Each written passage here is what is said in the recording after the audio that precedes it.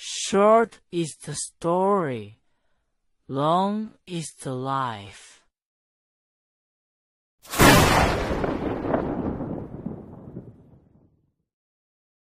Wukong's Archive presents China Urban Legends EP12. Chongqing Red Guard Cemetery. Today I'm going to tell you about a place, Chongqing, Shapingba, the Red Guard Cemetery. This story was told to me by a friend. His surname is Zhang. He's a photographer, a Chongqing local, and runs a small photography studio near Shapingba. He specializes in shooting urban ruins, abandoned factories, hospitals, schools, unfinished buildings. He says Chongqing has so many of these places that he could spend his whole life shooting them. In the fall of 2018, he went to shoot a certain place. When he came back, he put his camera on the table, and the first thing he said to me was, "There's something wrong with that place." I said, "What do you mean, something wrong?" He said, "The Red Guard Cemetery, have you ever been?" I said no. I lived in Chongqing for 3 years before, and I never heard that there was such a place in Shapingba. He said, "Well, that's exactly right that you've never heard of it. That place isn't meant for people to go to. The Red Guard Cemetery is in Shapingba, right at the foot of Gele Mountain, not far from Baigong Mansion and Zazidong Prison. But if you try to find it on a map, you basically can't. Navigation won't take you there, and half of Chongqing's local taxi drivers don't even know about the place." Zhang said that the first time he went, he entered from the old district of Shapingba, following a very narrow concrete road up the mountain. On both sides of the road were old residential buildings whose white plaster had peeled off, exposing the gray bricks beneath. On the outer walls of a few buildings, you could still see the remnants of faded slogans. The red paint had faded to a pale pink, and you could barely make out a few strokes of the characters, but you couldn't read the complete words anymore. An old-school Jialing brand motorcycle was parked at the intersection, its chain rusted through, its tires flat as pancakes. The trees along the road were banyans, their roots bulging up from underground, cracking the concrete pavement. At the end of the concrete road was a garbage station. A few large green trash bins were lined up crookedly, their lids long gone, some blackened plastic bags visible inside. Past the garbage station, the road turned to dirt. The dirt road was very narrow, barely enough for one car. The weeds on both sides had grown tall, and some creeping vines had crawled onto the road itself, soft underfoot. About 200 meters further up the dirt road, a section of wall emerged from within the woods. The wall was made of red brick, most of its cement rendering already fallen off, revealing the mortar joints between the bricks. A layer of dark green mosses, thick and spongy, grew at the base of the wall. Press your hand against it and water would seep out. He said that when he stood in front of that wall, he already started to feel uncomfortable inside. Not fear, but a feeling he couldn't quite put into words. It was like that place made you feel you shouldn't be standing there. The main gate of the Red Guard Cemetery had been gone for a long time. There was a gap in the enclosure wall, the edges overgrown with wild grass whose blades were waist-high and stalks as thick as chopsticks. He pushed the grass aside, bent down, and crawled through. He said the moment he entered, he froze. Inside was a hillside facing the direction of the Jialing River. On the slope, arranged in neat rows, were over 100 graves. Each grave was built from cement, with a tombstone standing in front, and on top of each tombstone was carved a 5-pointed star. The paint on the stars had mostly peeled off, some still showed traces of red, others had turned completely gray, leaving only a faintly raised outline. The tombstones bore the deceased's name, year of birth, year of death, and a quote from Chairman Mao. Zhang said he stood there for about 5 minutes without moving a muscle. Not because he was in shock, but because he couldn't describe what he was feeling. Those tombstones, lined up row after row on the slope, looked like a silent army. You knew they were all young people. You knew they had all died in the chaos of 50-some years ago. You knew that when they were buried here, They might not even have been as old as you are now. But when you tried to put that feeling into words, everything came out wrong. He took a deep breath and started walking a lap around the cemetery. The cemetery wasn't large, it covered about the area of a standard basketball court. But the tombstones were packed tightly together, about 20 per row, 6 or 7 rows from top to bottom. He roughly counted about 130 to 140 graves. Some tombstones had no names, only the 4 characters unnamed martyr carved on them. On some, the writing was illegible, eroded by wind and rain into mere blurry outlines. A few tombstones had fallen over, lying flat on the ground, half covered by weeds. He pushed the grass aside with his foot and saw that the fallen tombstones were face down, their backs showing the rough traces of cement casting. He noticed that on nearly all the tombstones, there was a layer of a dark red substance embedded in the crevices and joints. At first he thought it was paint, but when he crouched down for a closer look, he realized it wasn't paint. The color was uneven, darker in some places, lighter in others, as if something had been repeatedly poured or splashed over them. He reached out and touched it. Dry. But it left a fine powder on his fingers. He brought his fingers to his nose and smelled it, a very faint scent of rust. He stood up and looked toward the Jialing River. The river below the hillside was very calm, the surface catching the evening light. The distant skyline of the city was just beginning to light up. The high-rises of Shapingba were brilliantly illuminated, separated by a few mountains. The whole world on that side was bustling with life. And here he stood on this hillside, surrounded by utter silence, only the sound of wind passing through the wild grass. He said that at that moment, a thought came to him, those 100+ young people had been buried here for 50 years. When they died, the other side of this city was just beginning to wake up. When Jiang told me all this, we were sitting at a barbecue stall near Jifangbai, each with a bottle of beer. He said that after he got back, he looked up a lot of information, and the more he researched, the more he felt that something was off about that place. Some of what he found was written in public historical archives, some he managed to pry out, piece by piece, from the old residents of Shapingba. He said that in 1967, Chongqing was the city with the most violent armed factional fighting in all of China, no exceptions. That year, Chongqing's 2 major factions, the Fan Daodi, fight to the end, and the Baiwu, August 15, escalated from debate to name-calling, from name-calling to physical fights, and from physical fights to real weapons. By June and July, both sides had gotten their hands on machine guns, submachine guns, homemade grenades, and anti-aircraft guns. The streets of Chongqing became a battlefield. The arsenal in Jiangbei was stormed, weapons depots were thrown open, and machine guns were mounted on the rooftops of residential buildings. Shapingba was one of the most intense battlegrounds. Chongqing University, the Construction Engineering Institute, No. 7 Middle School, trenches were dug on the sports fields, machine guns were set up on the rooftops, and students, armed with rifles snatched from military factories, fired at each other across the campuses. John said he found a data report from that time in the Chongqing Municipal Archives. In July and August of 1967 alone, in just the single district of Shapingba, over 200 people died in the factional fighting. The youngest was 16.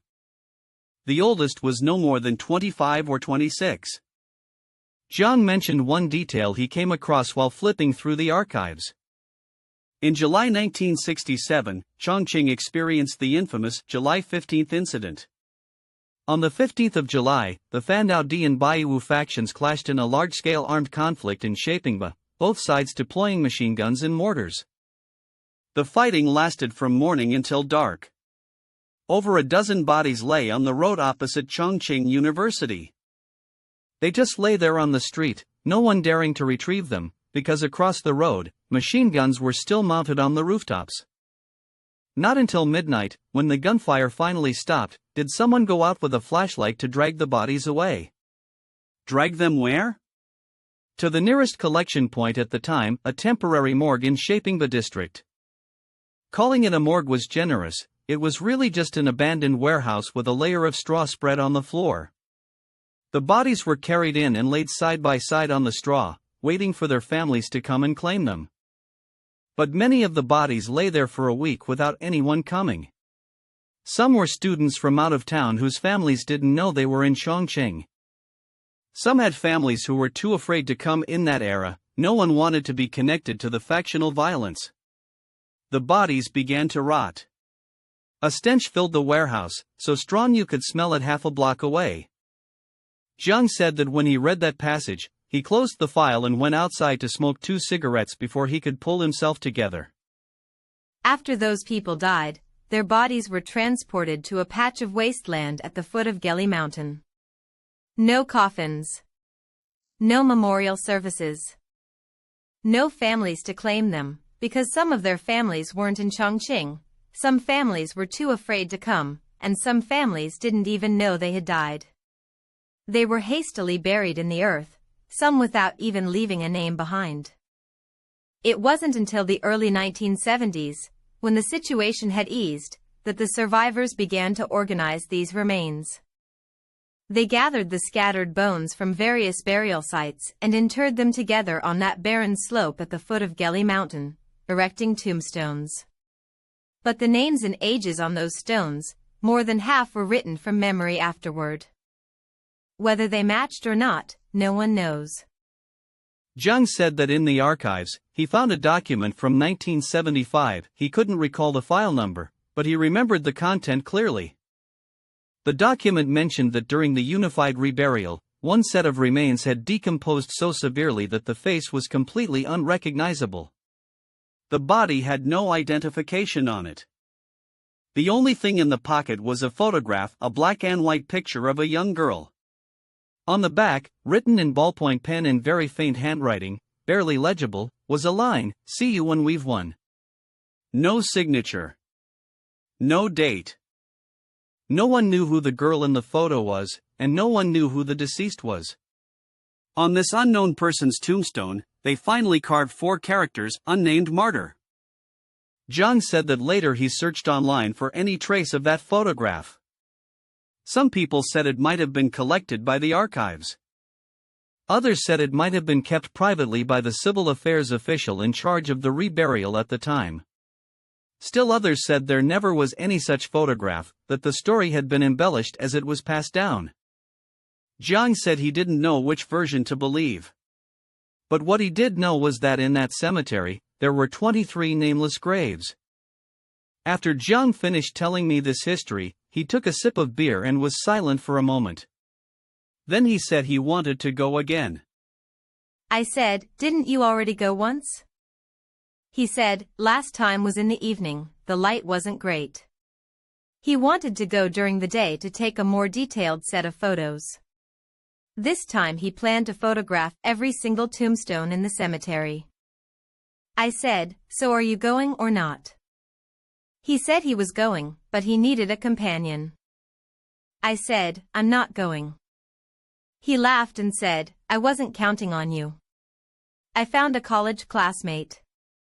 He's been a journalist in Chongqing for over a decade, got a lot more nerve than me." I said, "Well, you two be careful." They went on a Saturday morning. Zhang said that day Chongqing was blessed with rare sunshine, the sky a deep blue. He drove from Shapingba to Shapingba, picked up his classmate by the side of the road, and the two of them drove up the mountain along that concrete road. They arrived around 10:30 in the morning. Sunlight filtered through the trees, casting dappled shadows on the dirt path.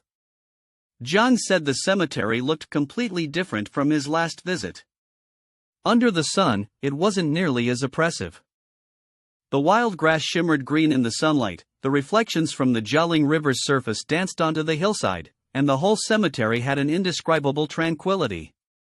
A few birds were calling in the woods, and the breeze was gentle. He said that at that moment, he even started to doubt whether he had made too big a deal of it last time. This place just looked like an ordinary old cemetery. What was there to be afraid of? His classmate's surname was Wei. Old Wei had worked as a social news reporter for a local newspaper for over a decade, had covered plenty of crime scenes, and indeed had a strong stomach. Old Wei walked a lap around the cemetery, reading the inscriptions on the tombstones one by one, murmuring the ages of the deceased under his breath: 19, 21, 17, 23, 18. He said every time he read out an age, his heart sank a little lower. 19, that's barely old enough to be a college freshman. 17, still a high school student. On the tombstone that read 17, there was also a quote from Chairman Mao engraved on it: "To die for the people is to die a worthy death." Old Wei said he stared at that line for a long time and suddenly felt that those words on that stone carried an extraordinary weight, as if someone had hammered them in, stroke by stroke, with an iron sledgehammer. After Old Wei finished his circuit, he said one thing. He said, "They were way too fucking young." Zhang said, "Yeah." Zhang started taking photos. He began from the top row, shooting every tombstone from the front, then a close-up detail shot, the 5-pointed star, the engraved characters, the tombstone's serial number. He said he shot them meticulously, as if he were creating a file for every grave. By the time he got to the third row, he noticed something. He said that the orientations of the tombstones weren't random, they were all facing the same direction, southwest. He pulled out his phone, opened the compass app, and checked, yes, southwest, approximately 220 degrees. He asked Old Wei, "Did you notice all these tombstones face the exact same direction?" Old Wei said, "So what?" Zhang said, "Normally, cemetery tombstones are oriented according to feng shui principles. South-facing is the most common. But all the tombstones here face southwest. Don't you find that strange?" Old Wei said, "Maybe they were just thrown together casually and no one paid attention to that kind of thing." Zhang didn't say anything, but deep down he felt that this orientation was off. He continued photographing. When he reached the 6th row, he found something even stranger. Between the 5th and 7th graves, counting from the left in the 6th row, there was an empty space. The space was exactly the size to fit another grave, but there was nothing there.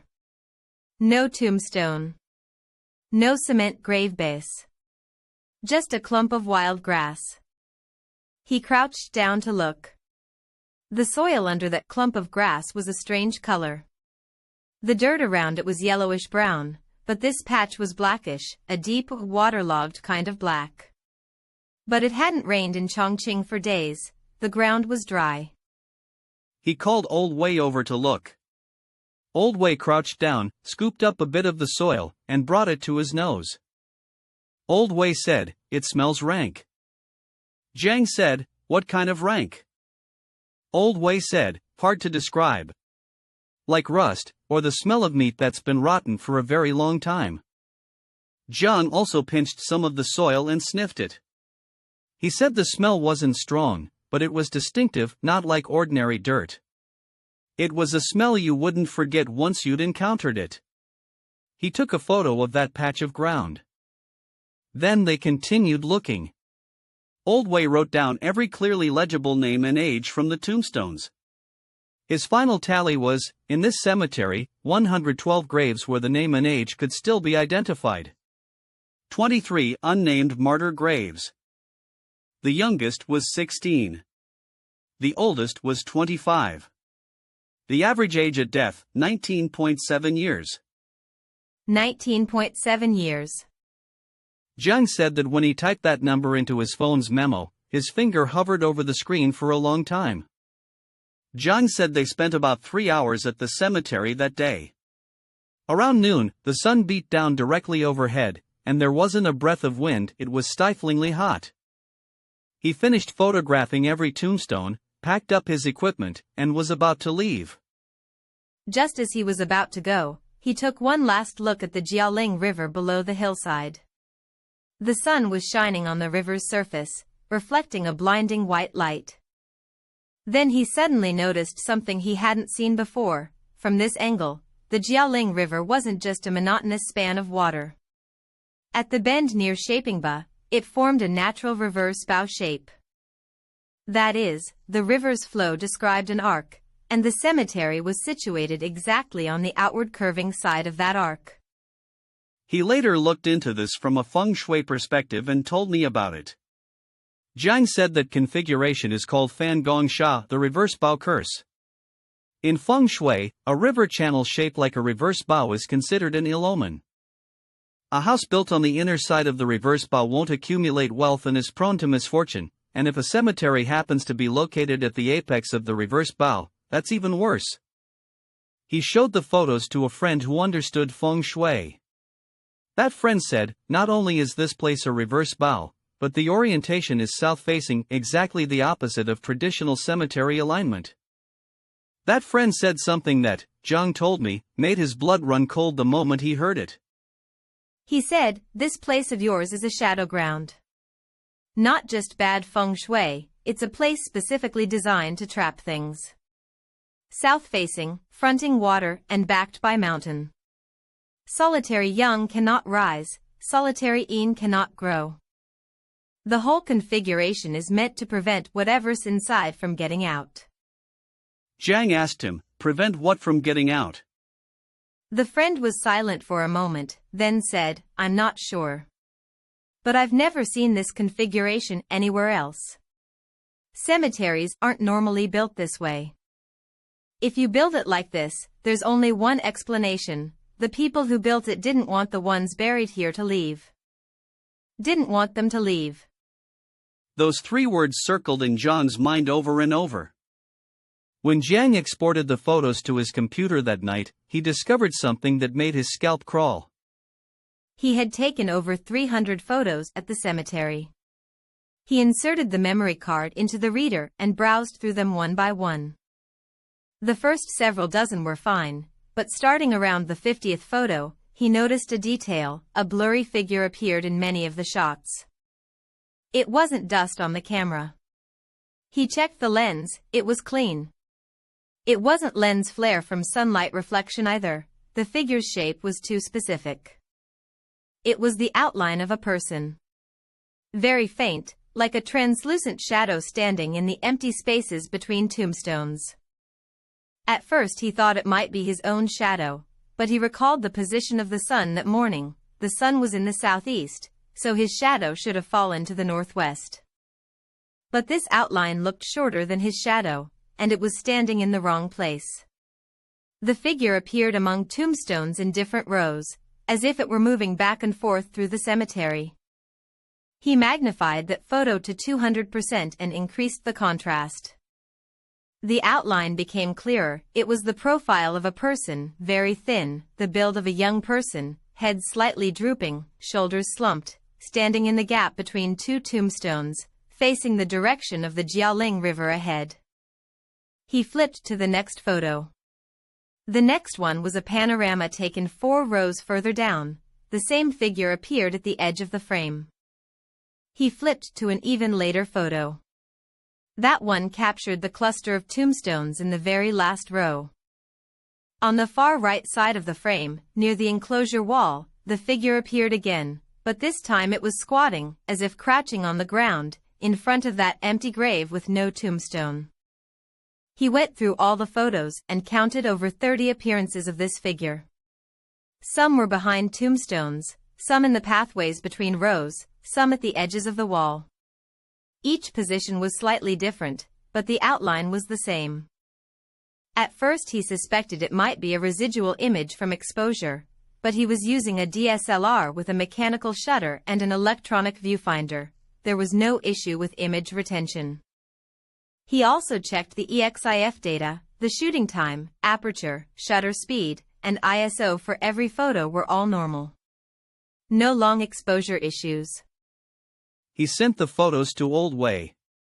Old Wei looked at them and didn't reply. About 20 minutes later, Old Wei called. His voice over the phone sounded off.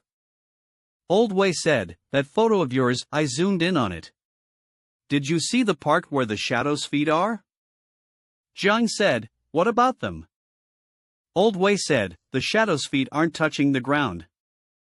Zhang said that at that moment, he felt like someone had dumped a bucket of ice water over his head. He reopened the photo and zoomed in on the bottom of the figure. Yes. The very bottom of the shadow wasn't planted on the ground. It was suspended. Not by much, maybe 5 or 6 centimeters, but definitely suspended. When he adjusted the contrast, it became even clearer. There was a very thin gap beneath the figure, and the weeds on the ground were visible through that gap. Zhang said his hand holding the mouse started to tremble. He shut down the computer, went to the living room to pour himself a glass of water, and sat on the sofa smoking half a pack of cigarettes. He thought of all kinds of explanations: lens refraction, light reflection, sensor dead pixels, software rendering bugs in post-processing. But he knew, deep down, that none of those explanations held water. Later, he took that photo to a print shop and had it developed. He printed it as a 12-inch large print and left it on his desk, staring at it for an entire evening. The shadow was still a shadow. The suspension was still suspension. He never put that photo on display. He slipped it into a brown paper envelope and tucked it into the deepest corner of his bookshelf. Zhang said that after that, he never went back to the Red Guard cemetery. But there was one thing he could never let go of. That empty grave with no tombstone. Later, he tracked down an old resident of Shapingba to ask about it. The old man's surname was He, in his 70s, a native of Shapingba. Uncle, he said he had lived at the foot of Gele Mountain since he was a child. By the time that cemetery was built, he was already in his teens, and he remembered many things. When Jiang found him, Uncle He was selling herbal medicine at the entrance of a vegetable market in Shapingba. Jiang bought 2 liang of honeysuckle flowers, sat on a small stool beside him, and slowly got the conversation going. Uncle He said that when the cemetery was completed in the late Cultural Revolution period, it originally had a strict numbering system, from the first grave in the first row to the last grave in the last row. Each grave corresponded to one person. But that empty spot, it originally had someone, too. Uncle He said he still remembered the person's surname, given name, and age. The name carved on that tombstone was Zhang Jianguo. Age 20. When the remains were moved and reburied here from some location in Shapingba in 1970, Zhang Jianguo's remains were documented. But here's where things got strange. Uncle He said that sometime in the early 1980s, one night there was a torrential rainstorm. The rain that night was terrifying. The entire slope of Gele Mountain was streaming with runoff. The next morning, someone discovered that grave had been dug open from the side. It wasn't grave robbery, there were no burial goods inside. Someone had come specifically to take the remains. The tombstone had been laid down beside it, the grave base pried open, and the ashes urn was gone. There were no traces left at the scene, no extra footprints, no displaced piles of dirt. Everything was neat and clean, as if someone had come specifically to retrieve the occupant. At the time, the cemetery had no surveillance and no caretaker. The matter was eventually dropped, no one pursued it, no one filed a police report.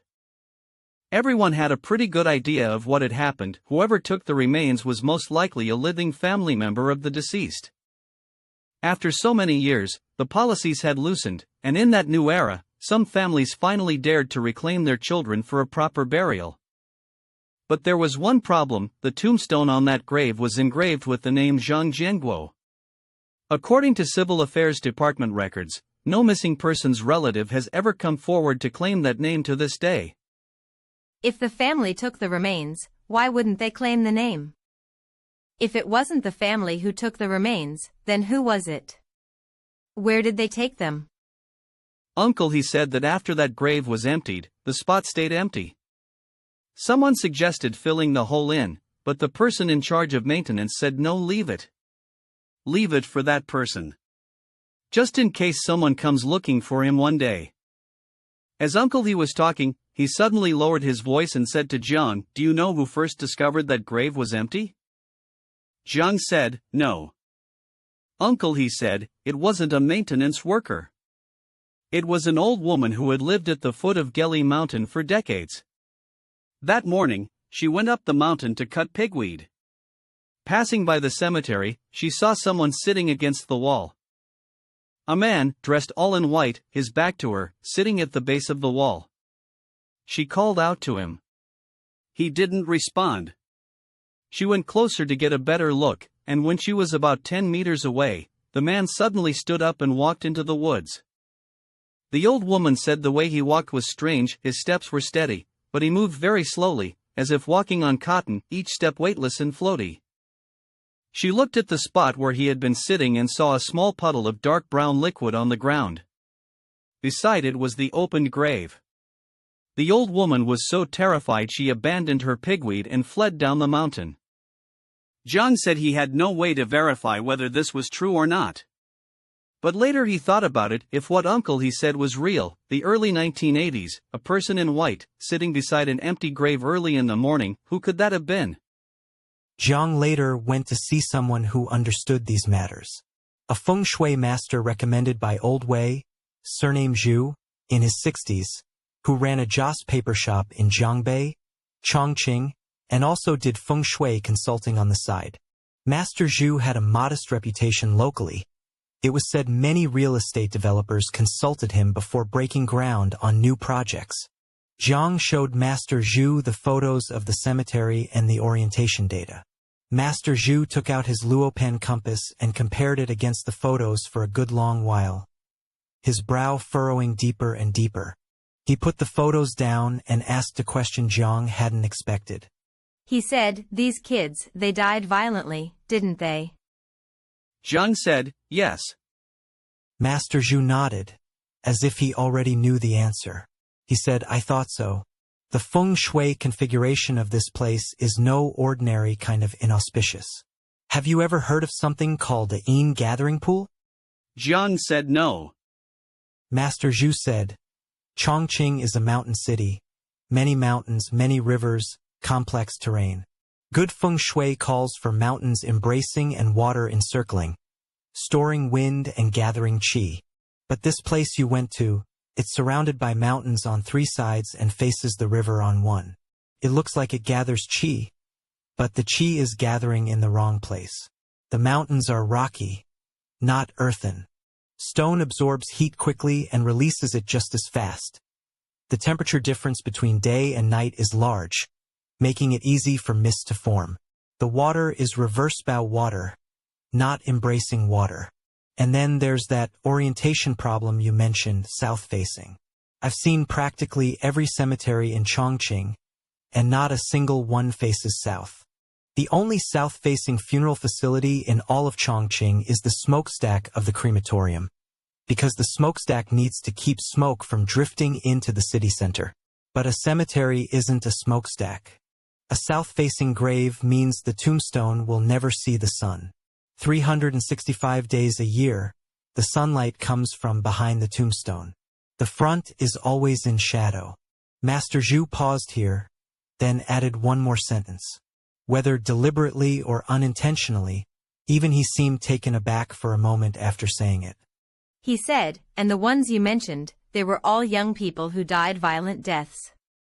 Violent deaths don't disperse, and the young have strong qi. And this place is set up as a yin gathering configuration. Nothing from outside can get in. Nothing from inside can get out. They're trapped there." Jiang said, "What happens if they're trapped?" Master Zhu said, "Nothing much. They just stay there forever. Every year at Qingming Festival and the winter solstice, no one burns paper money for them or lights incense for them. Think about it. A kid of 17 or 18, dead for no good reason, buried in a place everyone has forgotten, no one having visited for 50 years. If it were you, would you be able to leave?" Jiang said that when he walked out of Master Zhu's joss paper shop, it was already dark. The streets of Jiangbei were ablaze with lights, the spicy aroma from hot pot restaurants mixing with car exhaust. People everywhere eating out and strolling through the streets. Chongqing at night was so lively, so bustling, that it made you feel there couldn't possibly be anything unclean in this world. But Master Zhu's words weighed heavily on his mind. They're trapped there. Jiang went to see one more person. This one was surnamed Shen, an old bicycle repairman in Shapingba. Old Shen had been fixing bicycles for 30 years, renting a shop front on an old street in Shapingba, not a big place, the entrance piled high with tires and bicycle frames. The reason Jiang went to him was a lead from Old Wei. When Old Wei was still covering social news, he had once interviewed an elderly man who lived at the foot of Gele Mountain. That old man said that when he passed by the cemetery late at night, he heard someone crying inside. When Jiang found Old Chen's repair shop, Old Chen was oiling the chain of an old-style Forever brand bicycle. Jiang bought a pack of Hontishan cigarettes and crouched with Old Chen at the shop entrance, smoking 2 cigarettes. Before Jiang could even speak, Old Chen looked at him and said, "You're here about that cemetery on the mountain, aren't you?" Jiang was startled. "I haven't even said anything yet." Old Chen smiled. "You're not the first person to come asking about it in the past few years. There were 2 before you. One was that reporter friend of yours. The other was a college student doing folklore research. People like you, the moment you open your mouth, I know what you're going to ask." Old Chen held his cigarette between his fingers, was silent for a while, then slowly began to speak. He said that when he was young, back in the late 80s and early 90s, he lived in a farmer's shack at the foot of Gele Mountain.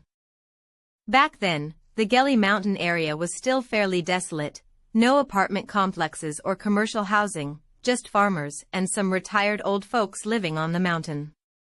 He said he had strong nerves back then and often rode his bicycle home late at night, passing the cemetery as a matter of course. He said the first time he heard the sound was in the summer of 1993. July, Chongqing was unbearably hot. He worked on repairs until after 11 at night, then got on his old 28-inch bicycle and headed up the mountain along the dirt road. When he was about 100 meters from the cemetery, he heard a sound. At first he thought it was a cat crying. The sound was high and thin, coming and going in fits. But as he rode closer, he realized it wasn't a cat. It was a human voice. Not the kind of crying that comes from an adult or an elderly person's throat, but a very thin, very high, very young sound. Like a teenage girl crying. Old Chen said he stopped his bicycle, planted his feet on the ground, and pricked up his ears, listening for about 2 minutes. The sound went on, in waves, carried by the wind across the hillside, then scattering away again on the breeze. At the time, he thought, maybe someone up on the mountain had died and the family was holding a wake. But then he reconsidered, who would be crying at a place like this in the middle of the night? And that direction, he looked into the darkness, it was exactly the direction of the Red Guard cemetery. He got back on his bike and left. He didn't stop to look. He didn't want to look. Old Chen said that over the next few years, he encountered it 3 or 4 more times. Sometimes in summer, sometimes in autumn. The seasons changed, but the sound never changed, a faint, intermittent crying, carrying over from the direction of the cemetery, broken into fragments by the wind on the hillside. He never went in to check. And he never planned to. When Old Chen got to this point, he stubbed out his cigarette on the ground, stood up, and brushed the dust off his pants. He said one thing that Jiang said he still remembers clearly to this day. He said, "I don't live on the mountain anymore. I moved to Xiaolonkan a few years ago, far away from that place. It's not that I'm scared. It's that it makes me feel bad inside." Think about it, over 100 kids in their teens, buried on that mountain for over 50 years, with no family visiting, no incense burning for them. So young, and just like that, they died. But after they died, who still remembers them? Jiang asked him, "Do you think the crying was real?" Old Chen looked at him and said something that struck Jiang dumb. Old Chen said, "If you'd heard it, you'd know it was real." Jiang later learned one more piece of information, from a retired former director of a cultural center in Shapingba. The old director's surname was Liu, over 70, and he had personally participated in the first organization of this cemetery's remains. Director Liu said that in 1975, when they first organized these remains and transported all the bones from the temporary burial sites around Shapingba to the foot of Gele Mountain, They used a single Liberation brand truck. The truck bed was stacked with 4 layers of white cloth bundles, each bundle containing one set of remains. Director Liu said that he and 4 other colleagues were responsible for registering and numbering them. When one bundle was opened, besides the bones, there was something else inside. A small mirror. Round, with a red plastic back and a tin frame, the kind of small round mirror that was common in the early 70s, the kind girls kept in their pockets to comb their hair. The mirror was broken, shattered into several pieces, but the break was oddly regular. It had cracked into 3 roughly equal shards, as if it had been deliberately smashed with force. Director Liu said they tucked the mirror fragments into the registration book, hoping someone might come to claim them someday. But no one ever came. He said he had been thinking about one question ever since. Was the mirror shattered before the deceased died, or was it placed into the bundle after death? If it was shattered beforehand, then who had shattered it? If it was placed there after death, then what was the person who put it there thinking? These were questions he had pondered for most of his life, with no answers. Director Liu also said that during the organization of the remains, they noticed a very common phenomenon. Many of the skeletons showed varying degrees of damage to the hand bones, especially the finger bones. Some showed signs of healed fractures. Some had parts missing entirely. Director Liu said this indicated that these young people had experienced violent struggle or suffered some kind of physical abuse during their lives. But he didn't elaborate. He just kept repeating one sentence. Some things about that era can never be fully explained. The last time Jiang brought up this cemetery with me was already the spring of 2019. He said he had organized all those photos into a folder on an external hard drive. He had locked that hard drive in a drawer in his studio and hadn't opened it since. I asked him why. He said he didn't know, he just didn't want to open it again. But he said he did one more thing afterward. Through Old Way's help, he got the contact information of an old man from the Shapingba District Civil Affairs Bureau. That old man, surname Yang, had already retired. He had been in charge of maintaining this cemetery back in the day. Jiang gave old Yang a call. On the phone, old Yang said the cemetery was basically unattended now. There used to be a retired old man who worked as a gatekeeper. But after the old man passed away, it was completely abandoned. Old Yang said that every year before Qingming Festival, he goes up there once, bringing a broom. He cuts back the weeds along the path and straightens any tombstones that have fallen over. No one pays him for it. He goes on his own. He said he'd been doing it for over 10 years. Jiang asked him, "Why do you go?" Old Yang was silent for a long time. The only sound on the phone was the faint static of the line. Then old Yang said one thing.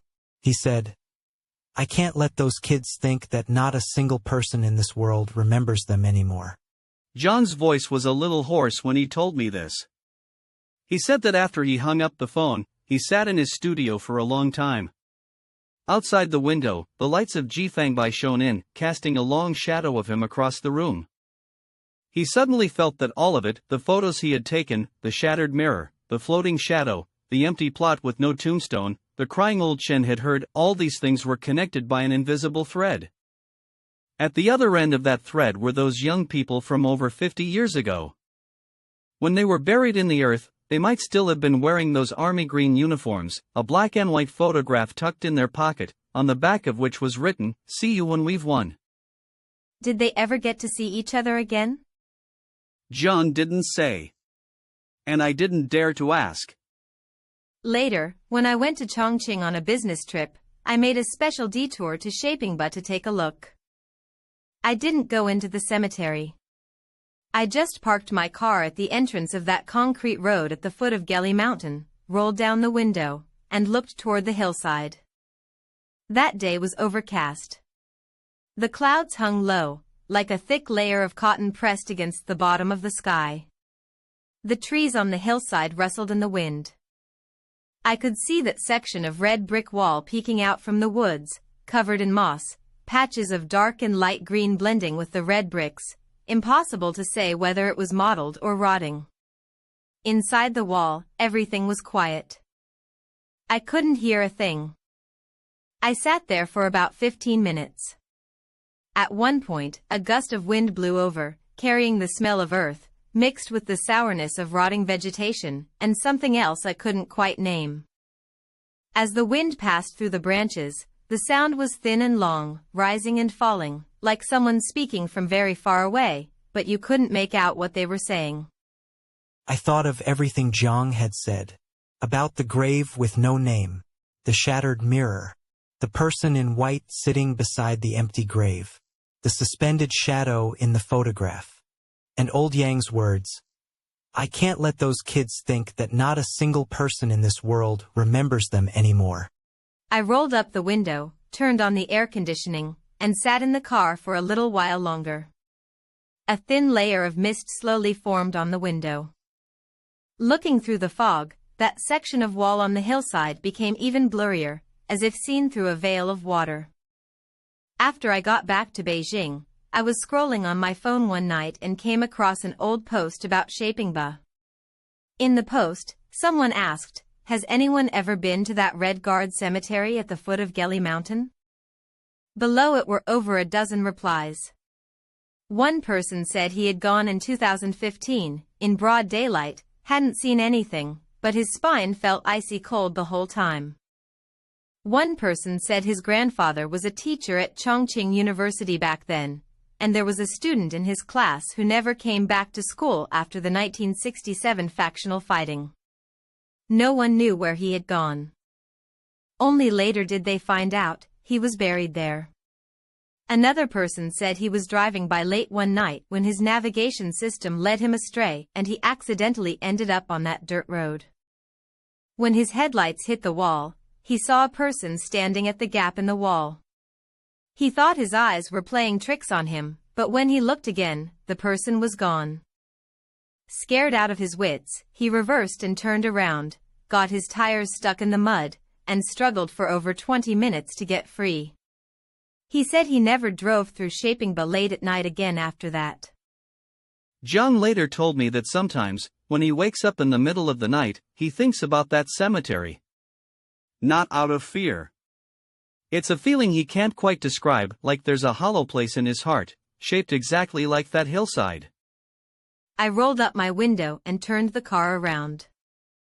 Some places you only need to visit once. Some stories, once you've heard them, you never forget. Those ages carved on the tombstones, 19, 21, 17, 23, 18, lingered in my mind for a very long time afterward. 19.7 years. Think about it. Over 100 young people, average age under 20. 50 years. No one ever came to see them. No one ever came to burn paper money for them. Just a single broom, on some day before Qingming festival every year, carried up the mountain by an old retiree who cuts back the weeds and straightens the fallen tombstones. Then the old man goes back down the mountain. And the hillside goes quiet for another year. That's the end of the story. What do you think?